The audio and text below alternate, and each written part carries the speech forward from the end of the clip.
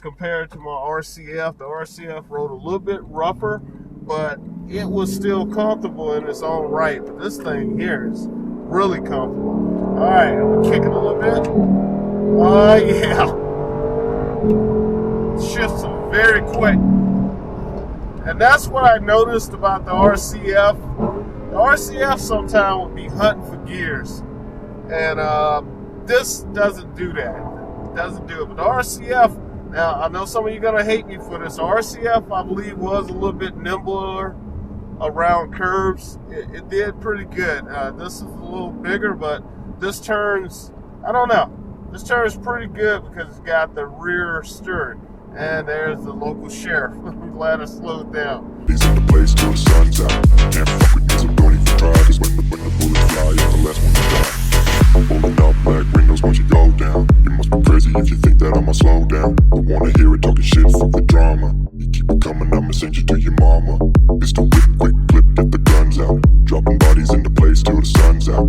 Can't fuck with me, so don't even try. Cause when the bullets fly, you're the last one. Hello everybody, it's me, Rico, back again.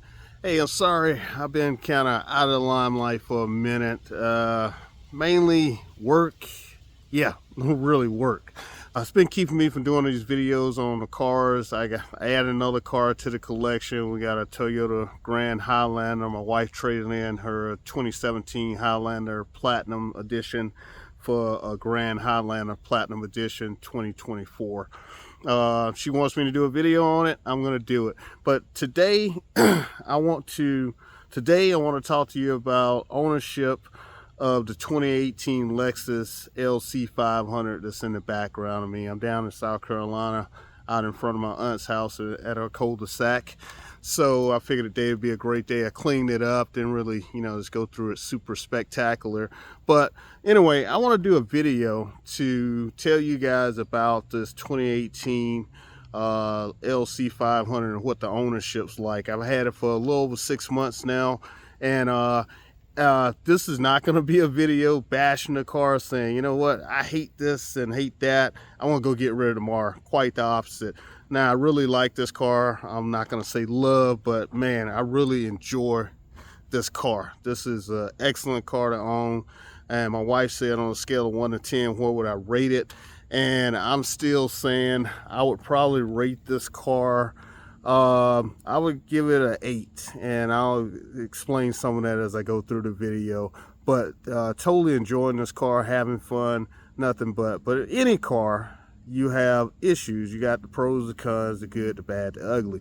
And so what I'm doing on my channel, mainly this channel, it revolves around just the ownership experience of the car. So I'm going to tell you some of the little quirks and oddities I've ran across, and then some of the things I like about the car that I ran across in owning this car for the past 6 months. But let's get into it. I'm gonna start talking about it. So it's gonna be a kind of long videos. I've tried to stray away from those, but this is for people that want to own a LC500 and what they think they, what they should be looking for in the car if they decide to get LC500. So let's do it. Let's start off. Number 1, I'm gonna go down the list in a kind of hokey order, but I've tried to order it in 2 things, the top 2 things I think's kind of oddity about the car, or let me say a con about the car. Okay, let's do it. Okay, we got the LC sitting out here in my aunt's cul-de-sac. This is one of the issues about the car. Now, I do not daily drive this car. I have several other cars I mainly drive for my daily driver. This is basically my weekend car, my go out, have fun car. That's what I got this for. I'm a little bit older and mature, so I don't have to have one car as a specific car. So that just is what it is. So, but with that, and the reason I'm telling you that, it's not to brag, but I let this car sit up, and it sits in the garage, and I had the batteries drained. So when I say sit up for at least about a week or so, not being touched. And so I had it happen to me a couple times where the battery went dead. And so I just finally got it checked out by the Lexus dealership. The battery is good, not a problem. So I did try to eliminate sources of drain. I have a camera system on the car that's a drainage to the battery because it's triggered by motion or anybody walking by. So I did end up adding one of those to the car. And I found out through some YouTube searches that the newer cars do updates. So while it's sitting there, you think it's not pulling any power. It is pulling power, but that causes a drainage in the battery. So could have been a combination of things of me letting the car sit up for a week or so without me touching it, because I do travel a lot for my job and I'm not there. And that camera system, that driver's, what do you call it, dash cam I got, if you can see it. I got a lot of sun glare out here today. But what I'm getting to is that this car basically died on me. So like anybody, I keep a set of jumper cables in all my cars, and I keep them in the trunk. Well, it should be, you know, so I can get to it and jump it off. This is the problem with the Lexus LC500. And I've owned a total of 4 Lexus. I had to sit and think about it. And so I've got experiences with Lexuses. So this is the problem with this one. So I get in the car. You can get in the car right here, pull this back, and there's a key slot. I don't know if you can see it. There's a key slot in there, and you just stick the key in there. It's kind of hard to see, and you can manually open the door if the battery is dead. So that's the great part. But the problem is, once you get that open, and you can get the hood open, you manually open the hood.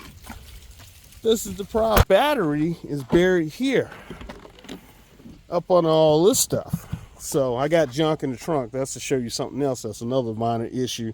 But the problem is, there's no key insert. There's no manual key insert anywhere on the LC500. So if your battery is dead and your jumper cables are in the trunk of the car, you don't have a way to get to it. But there is a way to get to it. But in them owner's manual, you have to go through the back seat and remove the speaker to get to the manual release latch that's back there somewhere, which I'm not doing that if I'm already having issues with the car not starting. So I put a ding, since I'm an engineer. I think that's bad planning on the engineers for this car. It should be some type of key insert somewhere, I don't know, right here, wherever, to manually release this trunk. And the reason I'm dinging them on it, because on my wife's ES 2022 300H, there's a key insert back here in the trunk area, right up under, well, you know, up under here somewhere. It's not going to be here by the tag, but there's a key insert that you can manually release the trunk. You can't do that here. Nobody wants to go through all the trouble of removing the speaker. So I know I'm speaking harshly, and I hope Lexus hear this, but that's a major gripe in my opinion if you got to jump off the car. Now, they did do some smart stuff, don't get me wrong. And I know I'm complaining a little bit, but there's an access point here. I can't hold the camera. There we go. All right, here we go. There's the access point if you want to jump off the car, and you have to ground it to one of these mounting positions somewhere on the frame of the car. You have to ground it. So that's not the problem. The problem is getting access to the car to get my jumper cable. So to remedy that situation, there's these new booster pack kits, jumper kits that you can put in your glove box. So that's what I want to do. If I ever run into that situation again, I'm gonna buy one. It'll fit neatly in the glove box. But that's the issue, is there needs to be a manual release somewhere on the trunk if you lose all power to the car. That's the problem. So, okay, that's definitely number 1 on my list. It's happened to me twice. Thank God I was able to get back to one of my other vehicles that had jumper cables that I could easily access to jump off the car and start it back up. Now, with that, what I'm telling you guys, if you do let your car sit, if you're going to own this car and let it sit, get a trickle charger. That's what I did. I plug it up, and I haven't been having any issues out of that with the battery going dead. I got this. I'm not advertising for this company. I got this, what is it? Yeah, this Noco Genie 2D and it works good. I just basically run a drop cord in here and drape it over this, and it does this thing and charging. It's physically hooked to the battery of the car. So if I'm gonna let it sit for a long period of time, I will use this thing, and it will do basically put what we call a trickle charge, a slow charge on the battery. It'll keep the battery topped off all the time. So anyway, I don't have that problem of the battery going dead because I let it sit. And that's only because I don't drive it all the time. Okay, the next issue I want to talk about, and hopefully I'll slow this down. Okay, this is the other issue. See where the keys are? This I guess you can say armrest right here, it hinges over. I don't like the design of it, and I've had several situations where if you put some stuff in there, i.e. Charging cables, and they're in the wrong position, sticking up like they normally do when charging cables, if you just throw them in there and don't use any type of cable management. Anyway, when this thing hinges back or slides back, the cable has gotten caught up in there, and I had my wallet and stuff up in there, and you can't, if you get in the right position, you cannot open this thing. I had to literally get like what do you call those things, like a plastic pry bar to try to get up in there and move the cable out of the way. But I'm going to show you, I'm going to semi-demonstrate. This slides back and opens up. Now this is the problem. Okay, you can see it right there. I had paper up in here. That if whatever's in this way, because this slides literally opens up. So when that opens up, whatever's in this seam area right here and that gap right there is subject to get caught. For this thing to work correctly, it has to come all the way back, latch in this position for it to hinge over. If that does not come all the way back, this hinge will not open up with this lever right here. So you cannot hinge that over. I don't know what the engineers need to do, but as you can see right here, all this slides up. That's what slides up in this track right here. They need to come up with some kind of way to not have this exposed to anything. See, I got stuff in here. This is the cable I was telling you about. I have another similar cable that got stuck up, and somehow it got in this track area right here. So if it gets in between there, I don't know what you would do. Well, you have to do like I did, come up under here, because there's enough room. I'm not trying to repeat the error, but there's enough room to stick a plastic knife or something in here, a plastic tool, to try to push it back. But like I said, there can be nothing. I wish I could open it up to show you, but you can't. There can be nothing in the way of this travel going back aft. If there's some type of object in the way of this aft travel, this is not going to engage that locking mechanism so you can hinge this open. You're out of luck. So whatever's in here, you're hurting. So that's problem number 2. So that, everything else down after is going to be really nitpicky that I'm going to talk about. But those are 2 major problems that I've noticed. Not having a manual access to the trunk if you lose all power. I mean, you do, but who wants to pull a speaker out? So anyway, that's something Lexus needs to fix.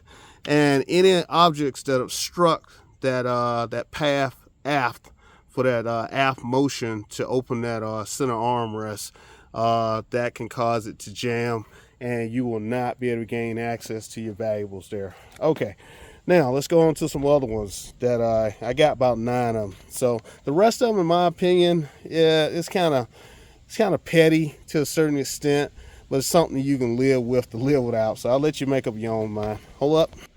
All right, here's another one. This is kind of petty, but I'm an older guy. Maybe if I was in my younger age, it wouldn't be a big deal. You see these 2 lights right here?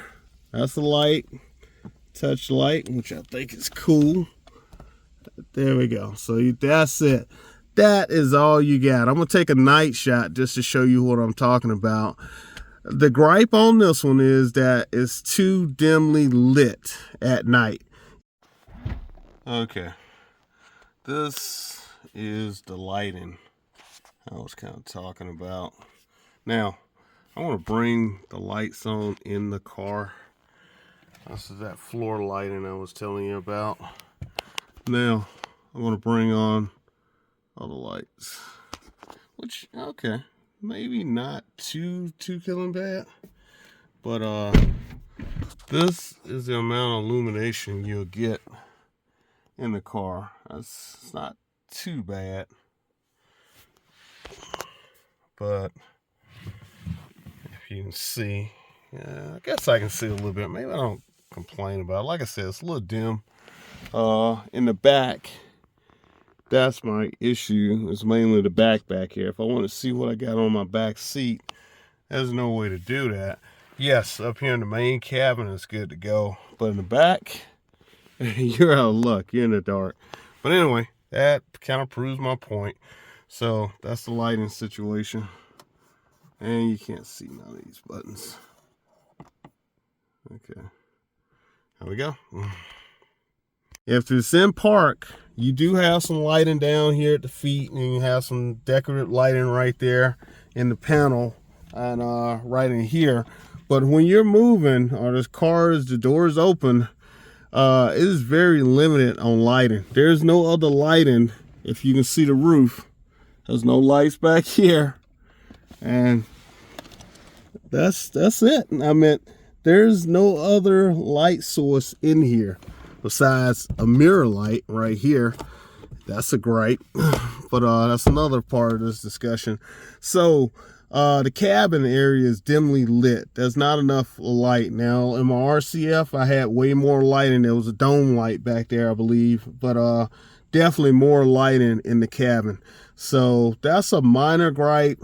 I like to be able to see myself personally, but that's me. Some people don't mind, but anyway, limited gripe. Second minor issue, limited space for cup holders. The cup holder, this is the only real and best cup holder that they got in here. Everything else, anyway, I'll show you. But that's the cup holder right there. That's the real cup holder.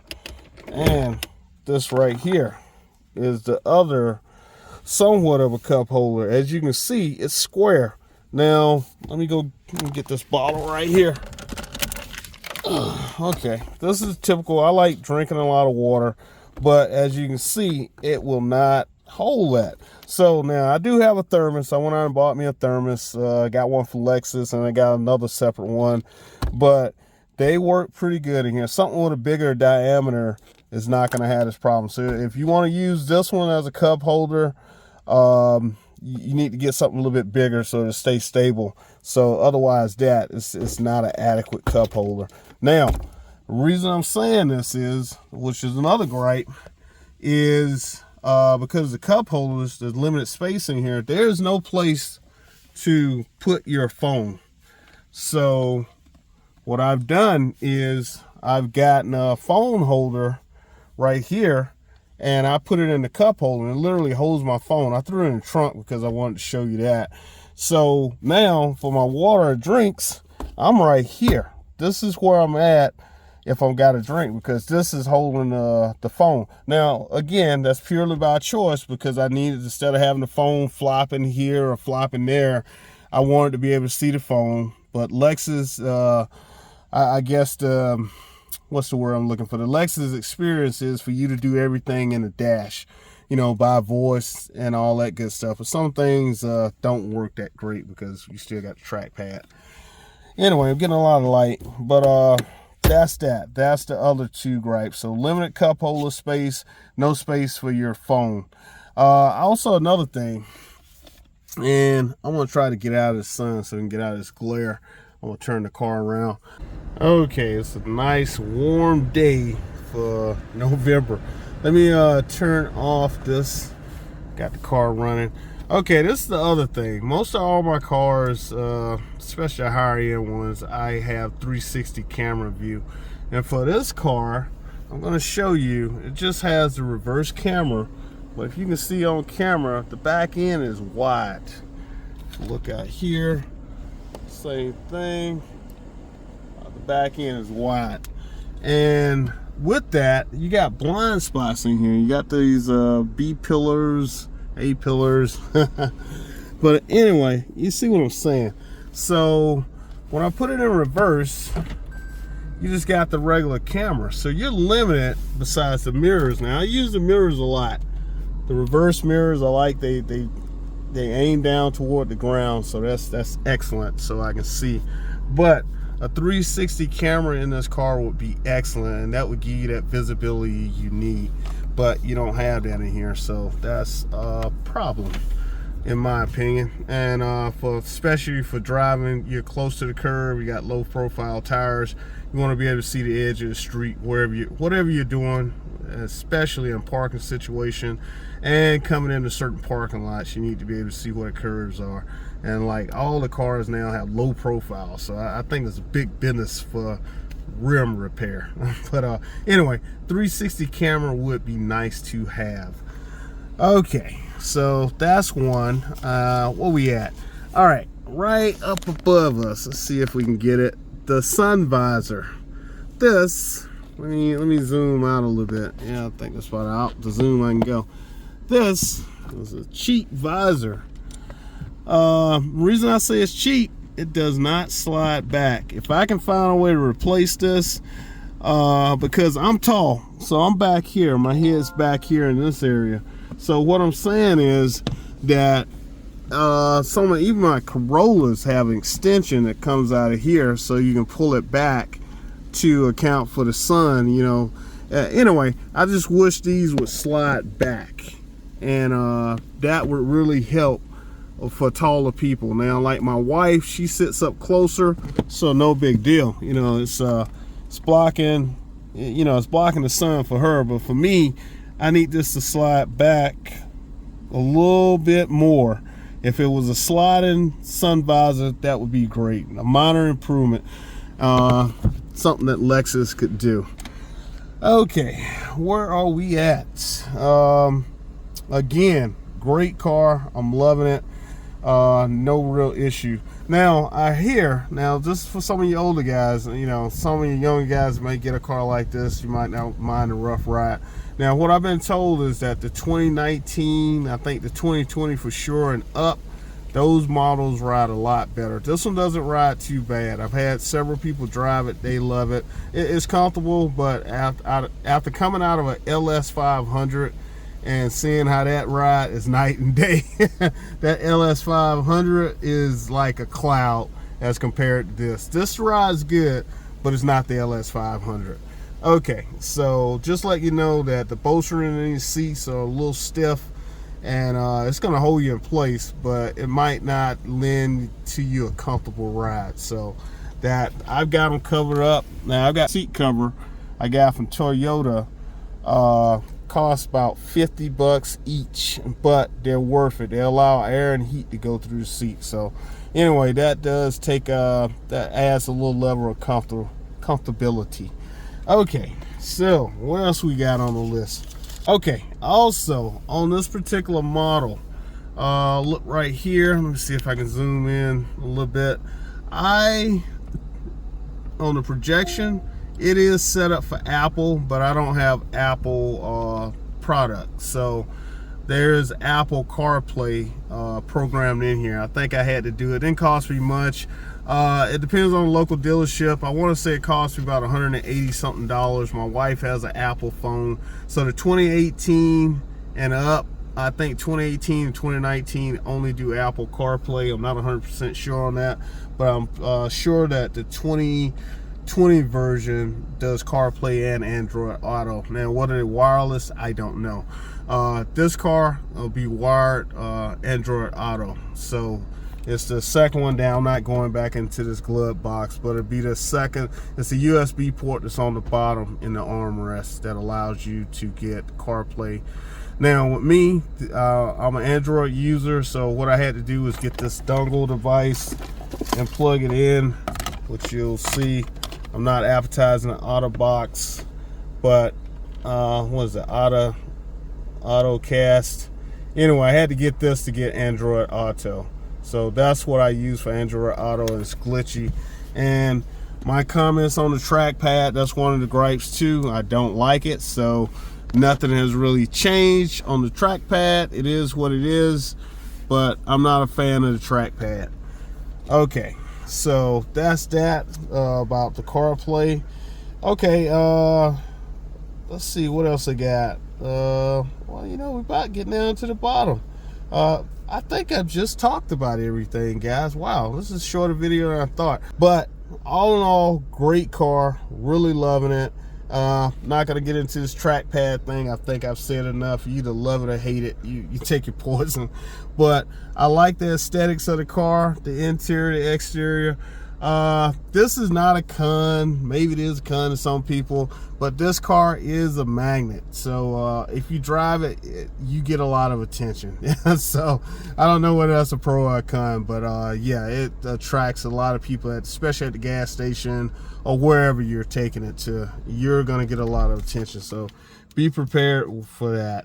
And let me show you this and go back to the trunk. This is common. You'll hear a lot of people talk about this. The trunk, I literally put junk in the trunk, literally, just to show you the space. As you can see, there's not much space in the trunk. It's just not a lot of space in there. Now, me and my wife went shopping. A guy rented the car. I let him, he went to go play golf, so he was able to get his golf bags and stuff in there. And you can see me now. I got a bug out bag. If you want to find out what a bug out bag is, just go on YouTube. So it's just basically an emergency bag, just in case you got to exit your car and survive. So anyway, I keep that in the car and my other little stuff. But anyway, it's not a lot of trunk space, but that's something you got to live with, guys, if you're going to get this car. But it's the nicest padded trunk I ever seen. My other Lexus was nice too, but anyway, this is limited. And that's another thing about the trunk. The trunk is whatever ambient temperature the outside is. For some reason, there's no cooling coming from the cabin, the main cabin, or heating back here. So if it's hot, the trunk's gonna be hot. If it's cold, the trunk's gonna be cold. So whatever the ambient temperature is outside, that's what your trunk temperature is gonna be. So use that at your own discretion. All right. Again, walk around the car. I truly enjoy driving this car. It's very fun to drive. Wow, especially when I'm taking on the highway. The people that anyway, the attention that it gets is above and beyond. So it's in the supercar class. Yeah, will it run with a vet? Yeah, it can hang with a vet, and it's not gonna outrun a vet. I always use a Corvette because I own a Corvette, and I give you that reference.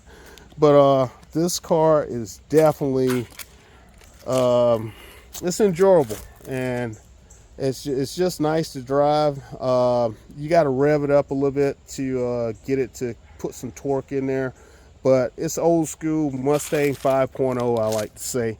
So, but it's just fun. It's about a driving experience with this car and the way it makes you feel. So you never feel like you don't have fun in this car. So with that, besides all those little minor cons and stuff, maybe Lexus will fix some of them. It's still a great car to own. I think it's going to be a collector's item in the future because V8s are going to be a dying breed. You can already see it. The Highlander we just got, it's a 4-cylinder with a turbo, and I think the most cylinders you can get in that Highlander now is a 6. Man, that's about it with turbos. But V8s are going to be a dying breed. They're probably going to be a collector's item. So right now I got like 29,000 and some change on it. I bought it with 18,000 and some change. So I roughly put about 29,000 miles on this car. I mean, not 29, 9,000 miles on this car, and it still performs good. Minor issue I had at the dealership. This brake light, which you can see the water in it, is let's see. Let me see if I can zoom in a little bit. Yeah, it's got condensation in it. This thing is vibrating. All in all, Lexus want $500 to replace it, to remove and replace it with a new one. I don't know. It's a nuisance gripe, as we call it in aviation. Think about it. I might look into replacing it myself. But the seats, which I think I told you about, yeah, let me get back into that. I bought it used, which I think this is more of a defect problem. It rubbed, that was a previous owner, but to stop that I put this over it, but that is rubbed out. I don't know if I'm going to fix it. I was trying to fix it. There's foam that's sprayed in here. That's another thing. It's not a regular process like you would see regular cars. This is ejected molded foam that's in these seats. So long story short, it cost me about $1,800 just to replace this back. Something I can live with right now. I'm going to see if I can get somebody to maybe color it up. I'm really picky about certain things. I like to keep my car in A1 shape, my cars, but again, really no issues with this car. None. Everything's minor beside that battery. I think that's about all I can really talk about. It hasn't cut off on me. It hasn't left me stranded. And like I said, I put roughly 9,000 and some change on this car, and I've had no issues. Just mechanically, really no real issues beside that battery, and that's about it. And all the other stuff is, you know, knick-knack paddywhack.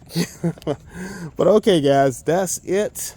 I am going to wrap up this video. It looks like it's about 30 minutes long, but if you want to own a Lexus LC500, a 2018 or 2019 edition, this is my thoughts of owning the car after about 6 months of ownership.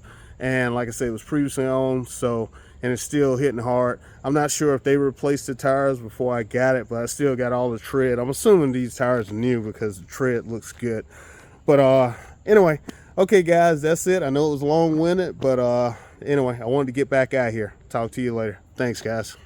Okay guys, I meant to add a little something else to this video, something I think is good that I meant to mention. I know I mentioned mostly cons about the vehicles, but like I said, overall excellent vehicle. But here's another positive thing I like about the vehicle. Okay, got my wife's car over here. Now I'm specifically looking at the windshield wipers. For her car, you got to put it in service mode if you want to get it out the way to clean it, but it's not a big deal because it's kind of down low and I can, you know, wipe the windshield off with the wash rag, you know, the washcloth or whatever you want to call it. But here, this car on the LC500, this is a cool feature about this. They literally put the, how can I say this? Yeah, the windshield wiper goes into a neutral like mode. It disengages from the gearing system for the windshield wipers. So what I can do, show you this. If the car's turned off, that way I want to clean the windshield, I got unrestricted access to get down to any part of the windshield because it literally comes up and you can store it in this service position, and you can move this wherever you want to so you can wash the car. So I love that. I don't have to put it in any special service mode or anything. It's cool. It's like I love it. That's all I'm gonna say. I mean, it's excellent for cleaning the car up. So I just love it.